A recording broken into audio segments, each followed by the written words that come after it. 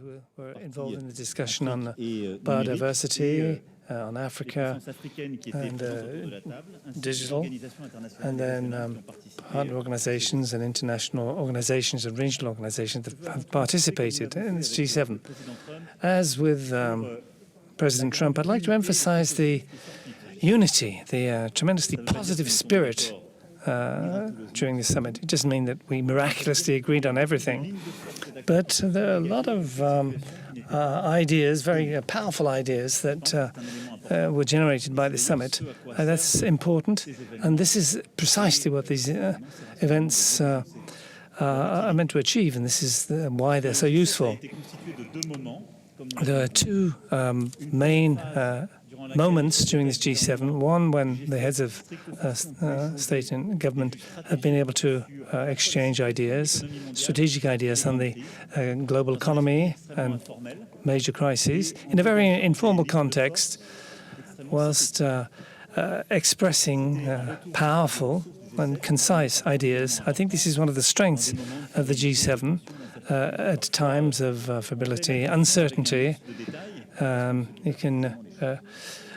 Tension can be created because we don't talk enough.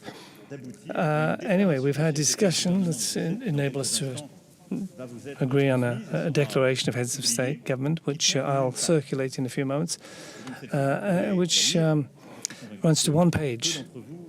And I think most of you have not read the declarations of G7 or G20. They usually run to 10 or 20 pages. But we've had lengthy discussions, technical discussions, the Sherpas, there have been ministerial conferences that have produced much longer, more technical texts, and that's their role. But this page, I wrote it myself after each discussion to reflect the discussion that we had. It was circulated to the leaders and approved by the leaders.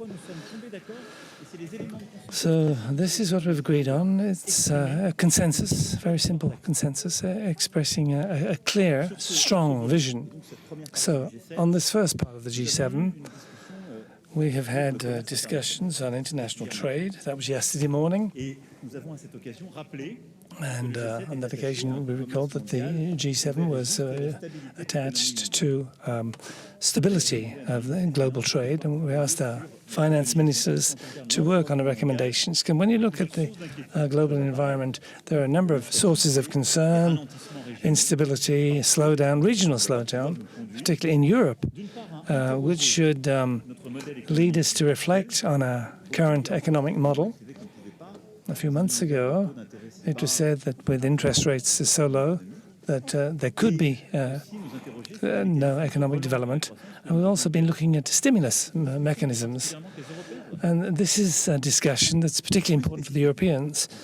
More specifically, as you know, there have been tensions on trade issues, taxation, and together, and I can read this out, we agreed that the G7 wants to change the rules of global trade to be more effective in protecting intellectual property and to achieve settlements more quickly and to eradicate unfair trade practices.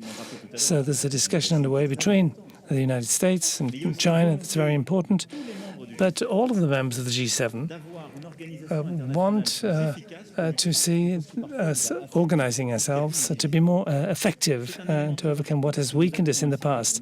So we have emphasized this point of coordination, that it's important to work together to find solutions to our problems. Let us not be naive, as we have been in the past, as some people believe.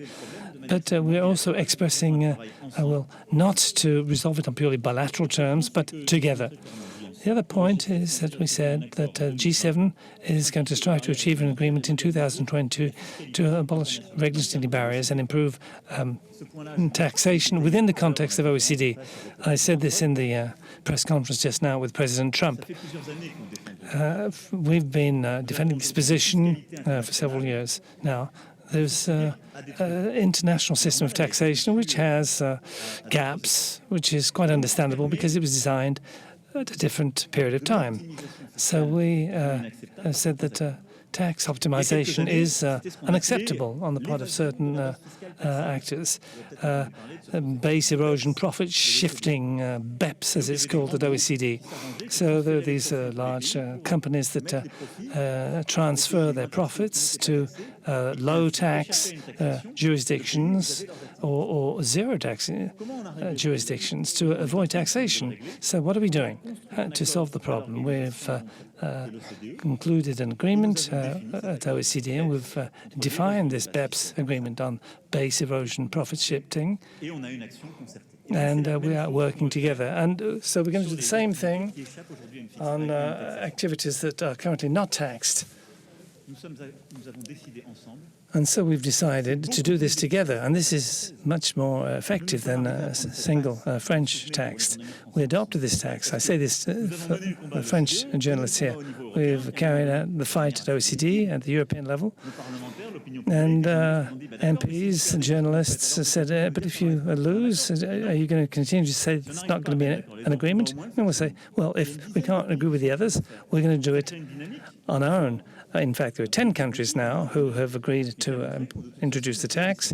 This is creating momentum, so this is what we've decided. So we have agreed that we're going to work together to achieve this agreement in 2020, and thanks to the bilateral discussion to resolve problems of retaliatory taxes that might have been applied, we're saying that as soon as we achieve an agreement, we're going to deduct the French taxes from this, remove it and then abandon it, because the aim is to have an international agreement.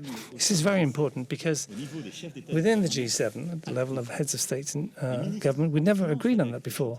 The ministers of finance had approved it in Chantilly, but we hadn't. So this is very important because this puts an end to this destruction of value. So these economic agreements are very important. And more broadly speaking, I'm going to take a number of initiatives in the next few weeks. We need to rethink a lot of our financial and economic dogma. I think that the context in which we find ourselves is perhaps no longer adapted to contemporary thinking, and I think we need to change certain automatic reflexes. Then on Saturday evening and today we had informal discussions on the hotspots, geopolitical crisis. First of all, Iran. We have talked about this at length just now with President Trump. And what is important is that we have clearly identified our two goals. We say that we share two goals: to ensure that Iran can never have nuclear weapons and to promote peace and security in the region. We all agree on this. I'm not going to talk about the specific initiatives, but I would like to thank President Trump, because from our initial discussions on Saturday afternoon, he was very clear about his goals and was saying that he wanted to achieve an agreement. And then in our further discussions on Saturday evening, he said he wanted to have a longer, clearer agreement, verification of more sites, a more protective agreement.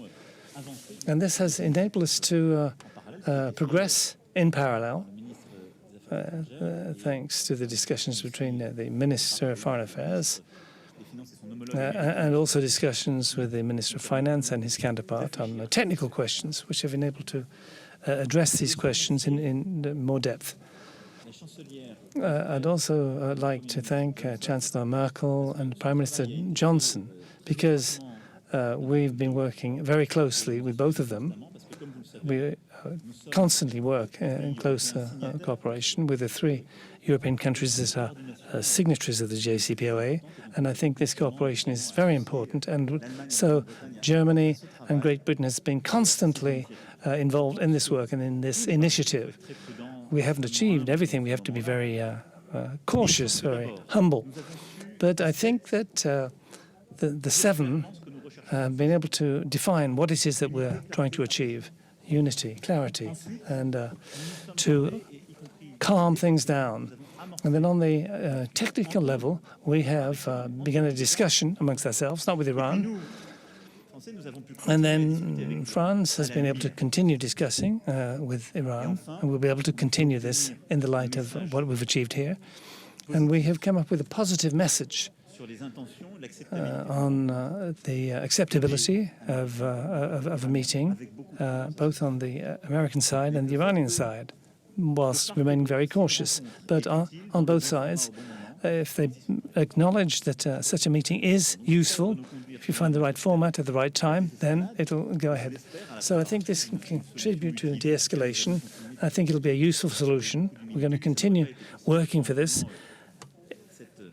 with humility, but this would not have been possible without the clear support of the US President and the German Chancellor, British Prime Minister, and also like to thank Prime Minister Abe for his support, in particular on the discussion on Iran. I shall be talking to President Rouhani, and the ministers will also be communicating as well. On the question of Russia and the situation in Ukraine, we had a long discussion there, and you'll find this in the text as well.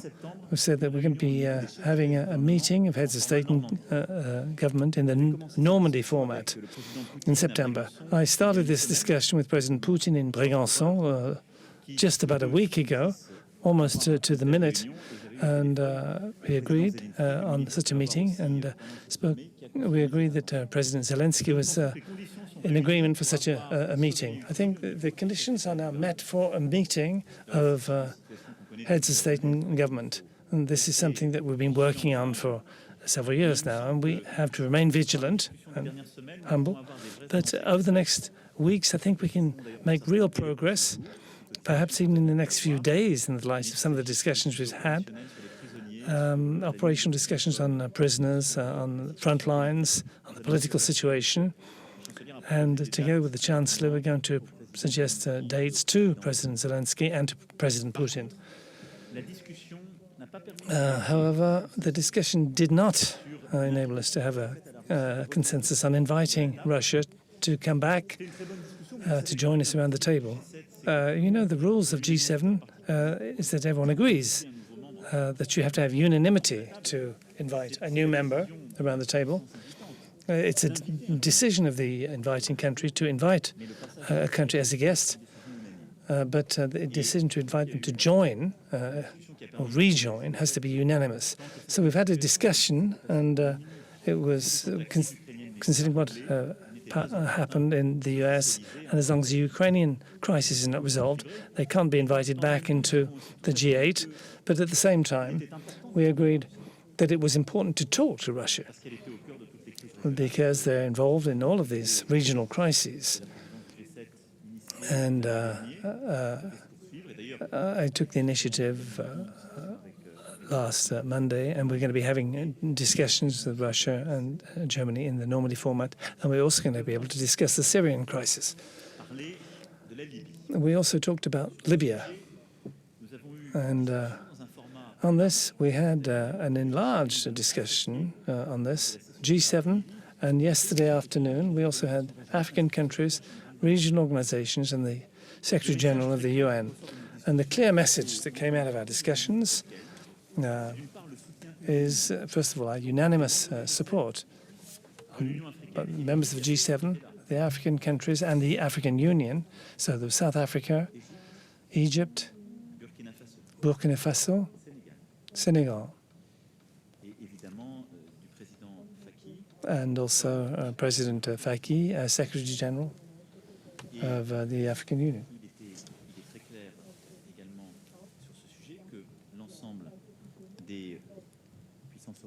And it's clear that all of the European countries that were around the table were able to confirm their agreement. President Kagame was also involved in the discussion, and he is also participating in this agreement. So all of the participants were able to express their views, and we were able to approve the text unanimously. So we support a truce in Libya that can give rise to a lasting ceasefire. Secondly, we consider that only a political solution will ensure stability in Libya. Thirdly, we urge convening of an international conference that's well prepared, involving all regional stakeholders. We support the work of the UN and the African Union to set up an inter-Libyan conference, which in practical terms means the following. All of the states involved, the G7 and the African, the regional organizations, the UN, have decided unreservedly to support a truce and a lasting ceasefire, but also to support the roadmap presented by the Secretary-General of the UN, who's proposing an international conference, an enlarged international conference involving all of the stakeholders in the region, in this conflict. And this should take place as soon as possible, and it should start preparing as from now. Meetings are taking place in Paris and Berlin and will continue over the next few weeks. And we'd also to see the African Union getting involved in convening an inter-Libyan conference. And the Secretary-General of the UN and his representative, Mr. Salamé, have carried out important work. It's very important to involve the African Union. So work from countries from outside, but also the stakeholders in Libya working together can achieve a result. We also discussed Syria. The Secretary-General of the UN described the situation in detail and progress achieved. I had a lengthy discussion with President Putin last Monday, and we have a very clear message from the G7 concerned about the situation in Idlib and the need to protect civilians and humanitarian protection. And we're very concerned by the humanitarian situation, and we are aware of the protection that needs to be given to all of humanitarian workers and all of those who are defending rule of law. These defenders of rights, humanitarian workers, are under threat. The situation is particularly serious in Idlib, and we would like to send a very clear message of support for the initiatives taken by the United Nations. No one can remain unpunished, and the fight against terrorism cannot justify sacrificing a civilian population. President Trump also described the discussions underway with Turkey, and we are concerned that this buffer zone be preserved, which protects part of the Syrian population, rebel competence, which is an element of stability. And we've also expressed our support to the political process set in train by the Secretary-General of the United Nations. We have given our strong support this last year at the Istanbul summit, where Germany and Turkey and France expressed their support for the process. It's called the Astana, a small group, which was intended to give support to the UN process.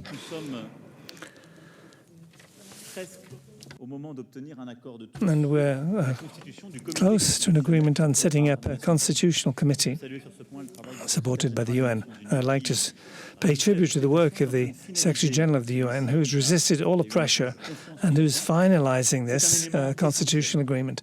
And this, I think, is essential, because the lasting stability of Syria will only be achieved if we can ensure that Syria is at peace and more inclusive, with a constitutional committee that can work with reforms that can be then put to the vote by Syrians, and that Syrians living in Syria or outside of Syria can be fully involved in the voting process and can decide their own future.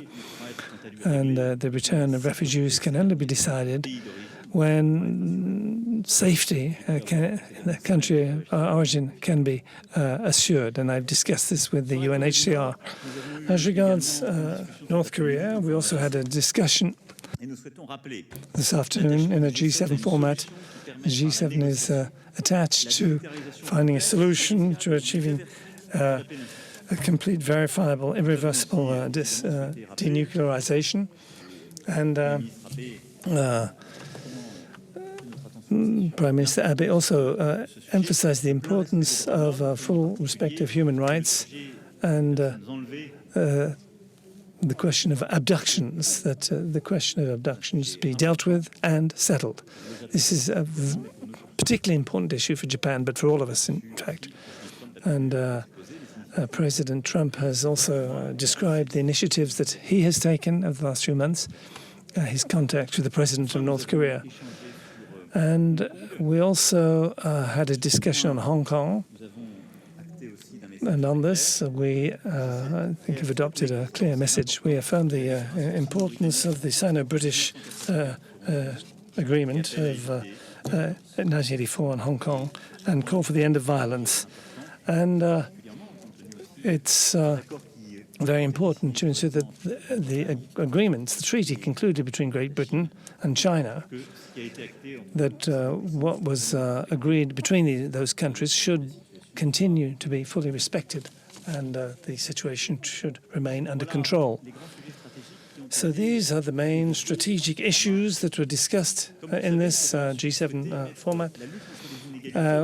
We've also discussed combating inequalities, and here again we involved democratic countries of goodwill, countries from Africa, and we devised the agenda with the African countries that I've already referred to, and that we have proposed solutions, and also with international organizations.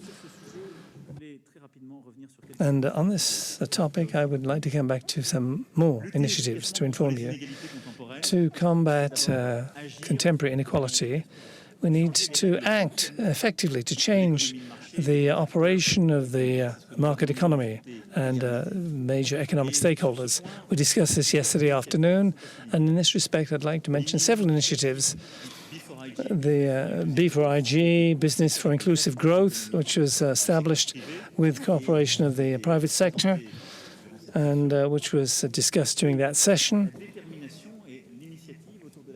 And a number of corporate stakeholders have expressed their commitment. They've said that companies are not places that simply produce profit for shareholders, but it's also a forum to deal with issues like gender inequality, sharing value.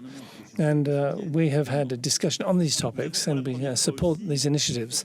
And also, for the first time, we have a joint text supported by all organizations for greater coordination in combating inequality. It's very important. I discussed this at the speech that I gave to ILO.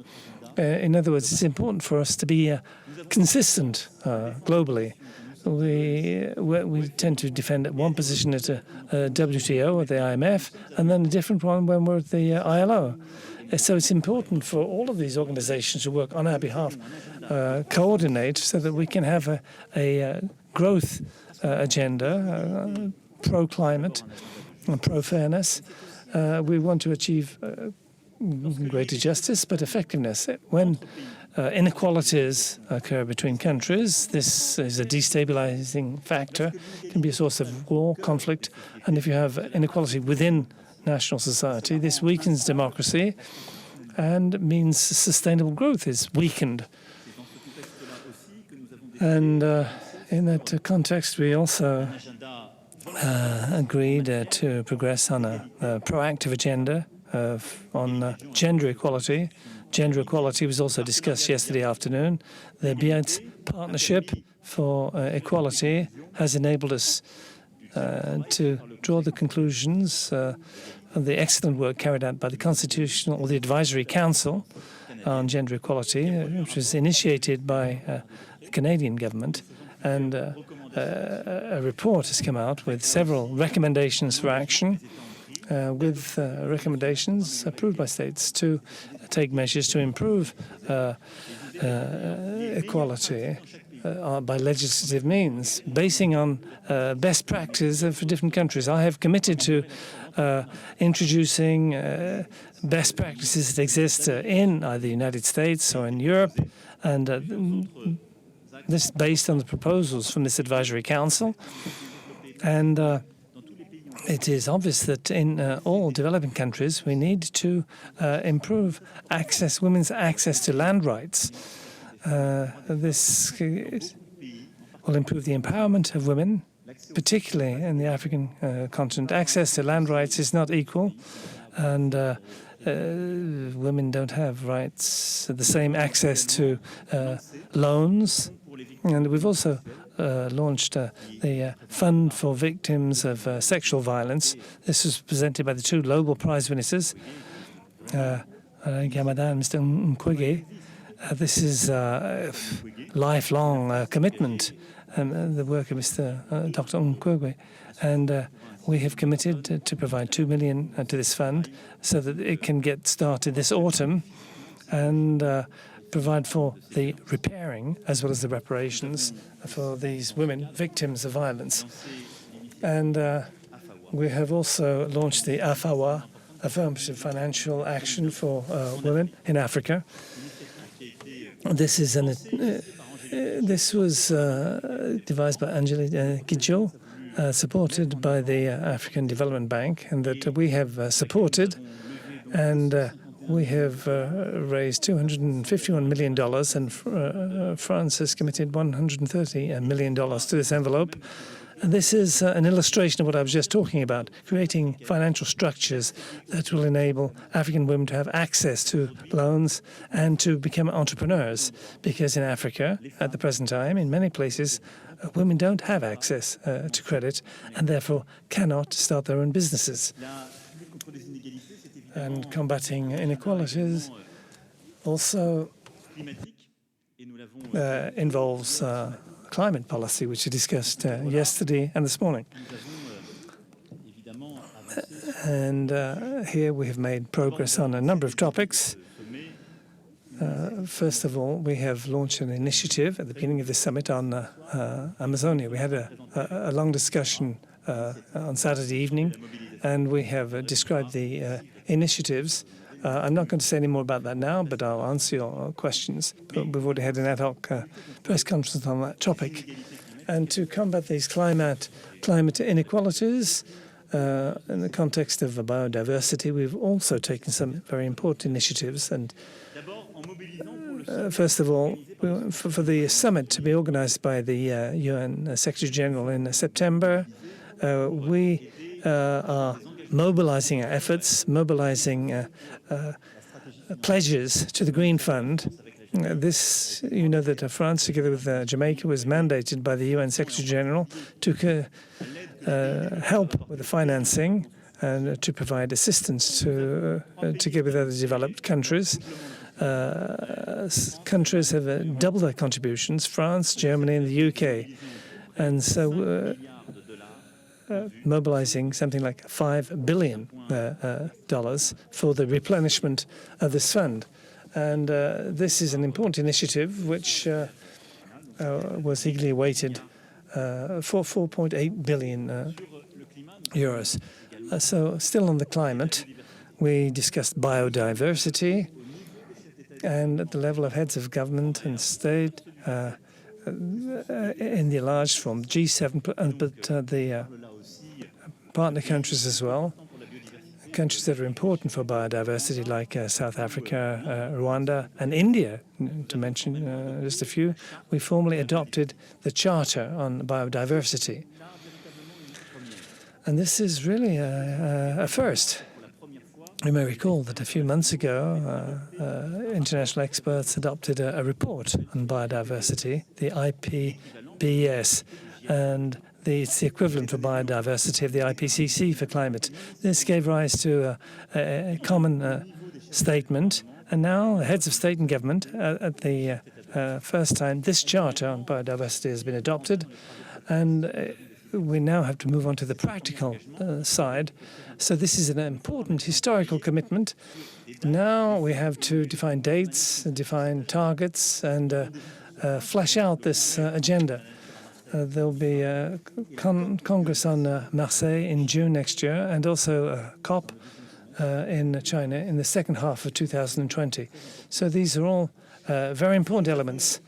And finally, over and beyond the Amazon, which I've already referred to, we have discussed a number of very concrete subjects, and we have, as I said, tried to make progress on climate and biodiversity. We know there are differences I don't think it makes sense to have a discussion about who signs and who doesn't sign the Paris agreement, but I think it's important to generate momentum.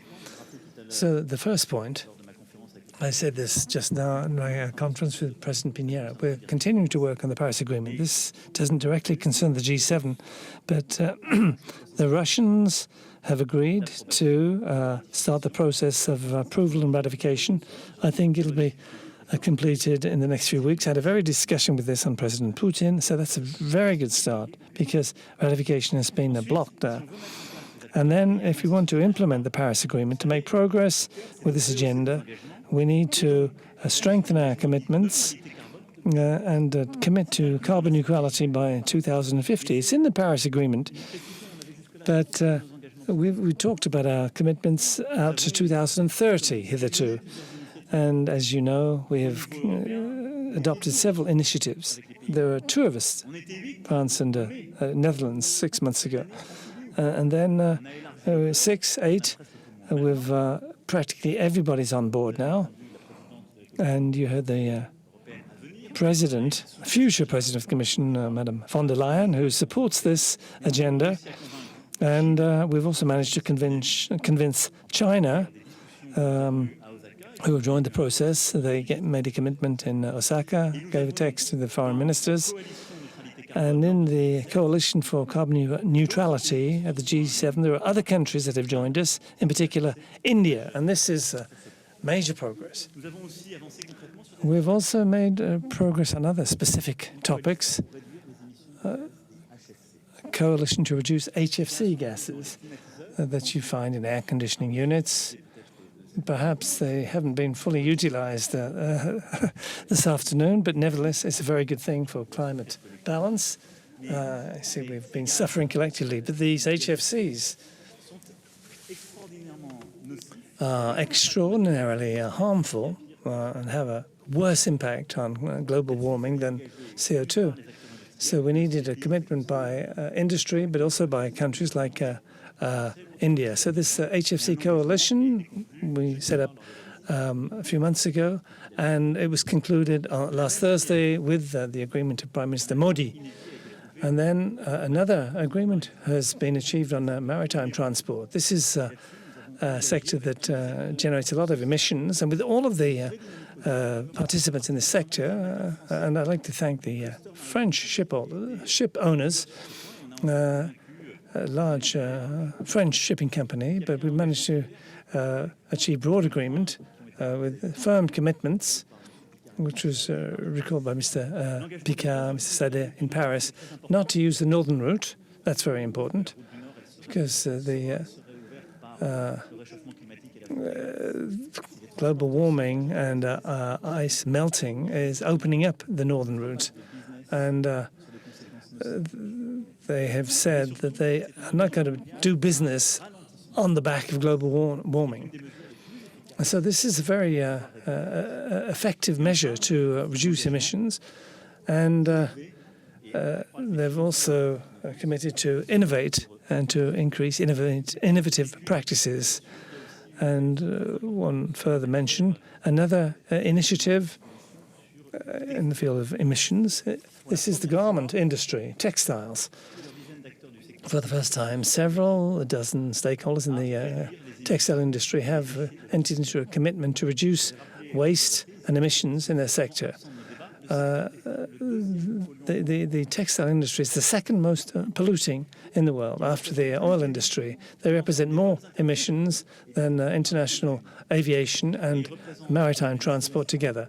And according to estimates, they represent 1/3 of waste that's generated. And there's a strong commitment by a coalition of industry from all continents to change practices and to foster practices that are on the recyclable watch that I showed you. So recycling fabric, reducing emissions, a more circular economy, and committing to very specific initiatives. So these are some of the points I wanted to make. So the climate agenda, over and beyond the Amazon issue, which is at the heart of all of our discussions, all of these questions are very important. Combating inequality also involves health. We talked about this too. We use this G7 to make a commitment for the reconstitution of the fund, which will be organized at a conference that will be organized by France in Lyon. 4.6 billion euros in pledges that were confirmed today for this October conference in Lyon, and I can tell you I will continue to maintain the pressure. We also worked on Africa. This was the session yesterday afternoon. And I'm not going to talk about the hottest topics and the crises, but we wanted to approve a method here at G7 to work together with the Africans. We talked about Libya, we talked about the Sahel, we talked about all of these topics with the African countries around the table. So we had this discussion, we approved a common statement on Libya, and then we entered into a joint partnership for security in the Sahel, together with Chancellor Merkel, President Caboret, very important for security. We approved the AFAWA initiative that I just referred to, on women entrepreneurs, and I also want us to adopt a stable partnership involving Africa, all of African countries, to put flesh on this agenda. And then we also had a discussion this afternoon on digital sector. This is very important for combating inequalities and preserving democracy. Obviously, the digital services generate value. We had lengthy discussions about this, and we have financial initiatives and so on. But we also need to create rules for the digital sector, which we need to create together. So we don't want it to be over-regulated, but we just want it not to be a jungle, economic jungle or a civic jungle. And when fellow citizens are exchanging messages, they should have the same duties, have the same rights as in their daily life in the street. And messages should be verifiable, transparent, and that the economic information also, or the economic conditions should be fair. So we've progressed on this. And so we will open a charter for open, transparent content. This is a continuation of the work that was launched in Paris last May after the Christchurch call to action. You remember several countries met to combat hate content on the internet, and we've achieved an agreement with several English-speaking platforms and European platforms that have signed this agreement. Practical unanimity on behalf of countries and support from the US. For legal reasons, they haven't been able to formally approve an agreement, but a lot of progress has been made, which means that I'm very optimistic about the weeks to come. We also have unanimous support for the initiative Information and Democracy. This is a very important initiative that was launched by Reporters Without Borders, and this was presented to the first forum in Paris last November. A lot of work is being carried out with the countries present and the stakeholders, and there'll be formal signature at the time of the General Assembly of the UN in September. And then after our conclusions from last year, we've also agreed to set up a international partnership for artificial intelligence. It'll be set up within OECD together with Canada. Canada and France have worked a lot on this, and working parties that have met in Canada working closely with France. So this is most of the information I wanted to give you as the chairman of this G7 conference. I've tried to be as transparent and precise as possible. I apologize for having been perhaps too exhaustive, but this is what I promised to my colleagues. And I think it was important to have a document approved by this 7 that is as clear and as concise as possible.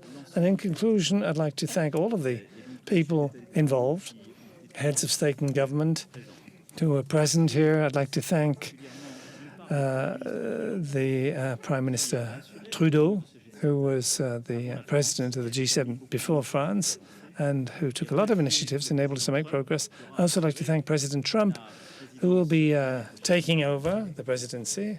He said just now that he'll organize it in Miami and that we'll be able to make progress on a lot of these topics with this very proactive approach. We've had a very excellent cooperation, the two of us, and also all of the G7. I'd also like to thank the General Secretary of the French presidency. They put in a huge amount of work.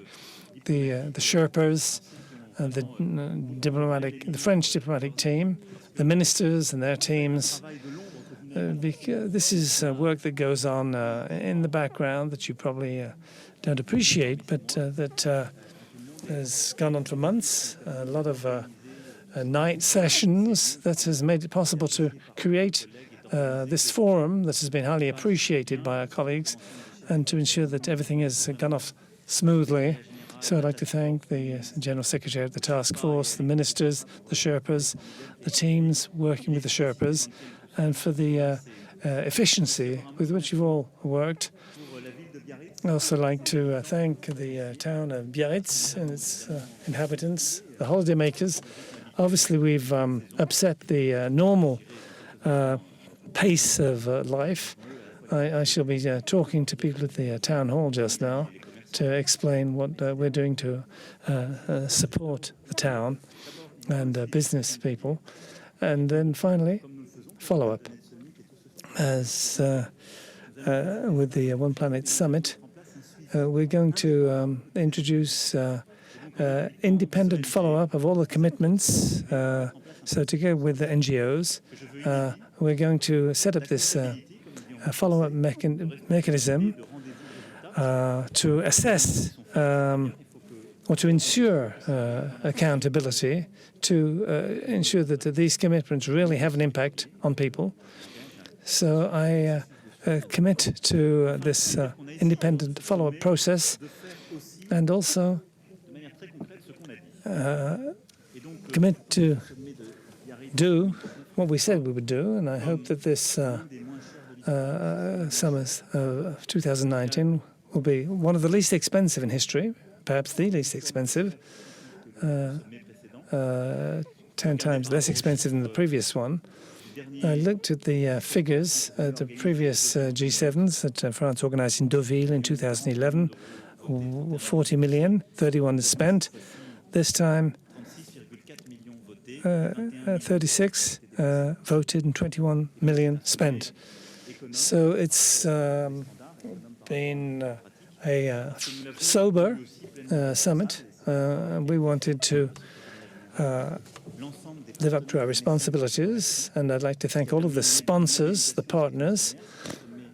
So we have been able to have support in terms of gender equality and eco-responsibility. And as regards the carbon footprint, inevitable, planes, landing, and so on, we did have a 30-year plan to compensate this with initiatives in neighboring communities and approved by AFNOR, the French standardization agency. We are trying to change, and I hope that our fellow citizens understand that these summits are useful, that they enable us to make progress. We're trying to achieve practical results, and it's all the more important when you do what you said you would do. And now I'm prepared to answer your questions.